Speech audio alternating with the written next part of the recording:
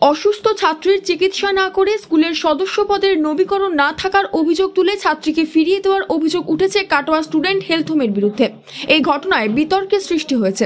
জানা যায়, কাটোয়া বালিকা বিদ্যালয়ের এক দশম শ্রেণীর ছাত্রী অসুস্থ অবস্থায় কাটোয়া স্টুডেন্ট হেলথ হোমে চিকিৎসা করাতে গেলে স্কুলের সদস্য পদ নবীকরণ করা না থাকার অভিযোগ তুলে ছাত্রীর চিকিৎসা না করে তাকে ফিরিয়ে দেওয়া হয়েছে।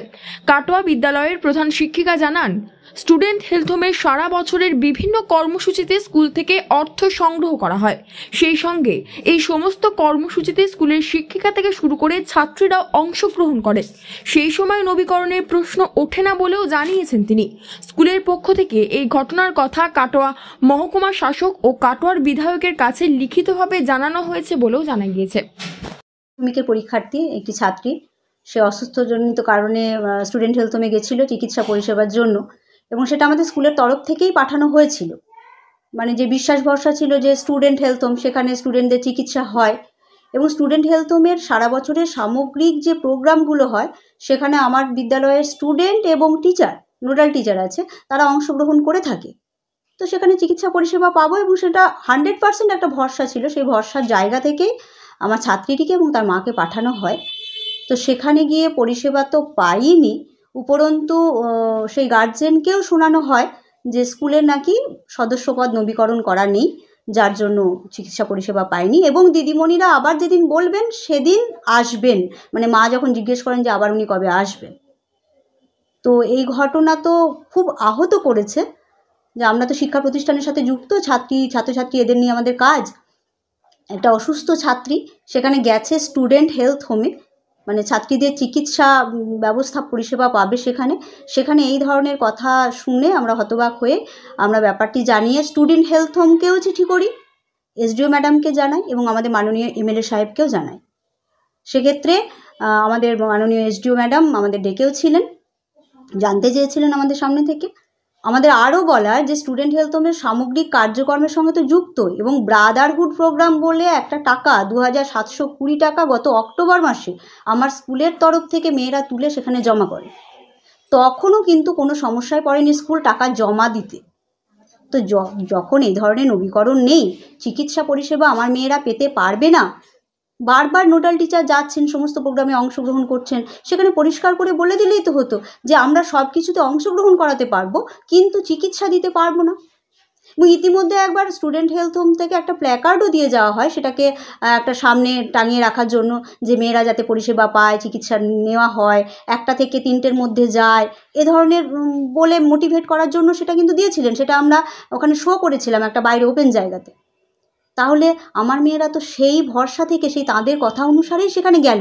সেখানে তো একবারও বলা হলো না যে নবীকরণ যতক্ষণ করা না হবে ততক্ষণ আমার মেয়েরা চিকিৎসা পাবে না।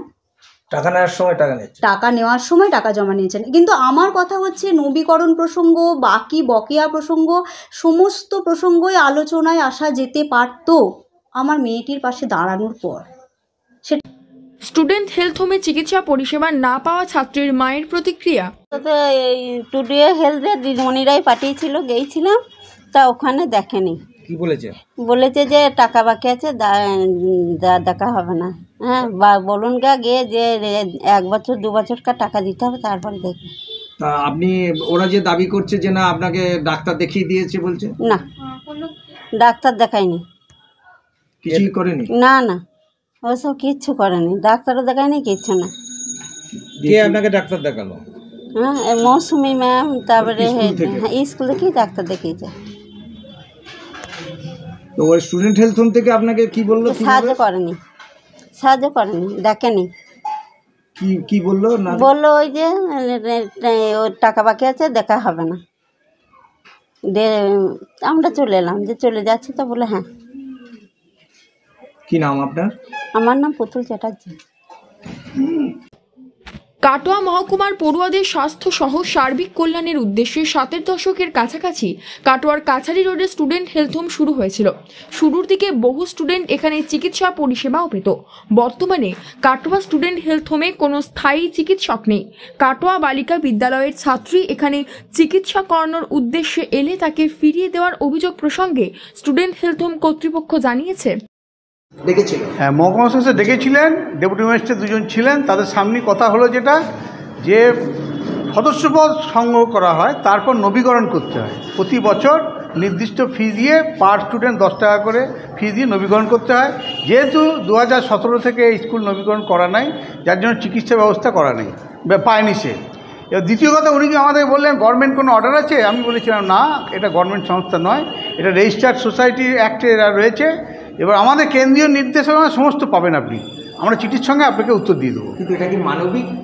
না, মানবিক দেখতে গেলে মানবিক নয়, আবার স্কুল তরফ থেকে যেটা অভিযোগ করেছেন সেটাও সঠিক নয়। কিন্তু আপনি তো স্কুল থেকে টাকা নিয়েছেন? টাকা স্কুল থেকে কোনো পয়সা নেওয়া হয় নাই, 2007 ওটা ছাত্রছাত্রীরা সংগ্রহ করেছে ভাইফোঁটার জন্য। তাহলে সেকে তখন কেন ডিফল্টার স্কুলের কাছে কেন টাকা নিয়ে? না, আমাদের সব রকম দেওয়া হয়, নন মেম্বার আর মেম্বার সব স্টুডেন্টদেরই দেওয়া হয় এগুলো, যে কোনো অ্যাক্টিভিটি আমরা কাউকে বাদ দিই না। টাকার ক্ষেত্রে কোনো রকম মানে বাধ্যবাধকতা নেই, টাকা বলে না, কোনো অ্যাক্টিভিটির ক্ষেত্রে আমরা বাদ দিই না।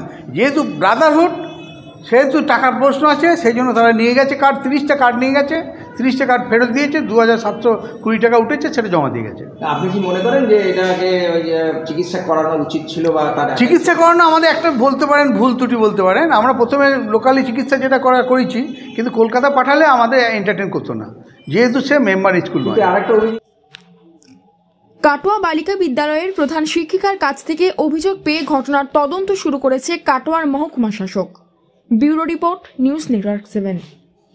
হলমার্ক সোনার গহনা কেনার একমাত্র ঐতিহ্যশালী স্বর্ণ প্রতিষ্ঠান শ্রী ধীরেন্দ্রনাথ দত্ত গোল্ড প্রাইভেট লিমিটেডের শ্রী সুখেন দত্তের দোকান।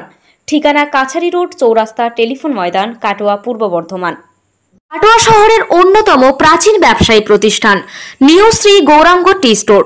প্রসিদ্ধ চা ব্যবসায়ী, খুচরো ও পাইকারি চায়ের এই প্রতিষ্ঠান শহরে প্রায় 80 বছর ধরে সুনামের সঙ্গে ব্যবসা করে চলেছে। ঠিকানা কাটোয়া স্টেশন বাজার, চৌরাস্তা।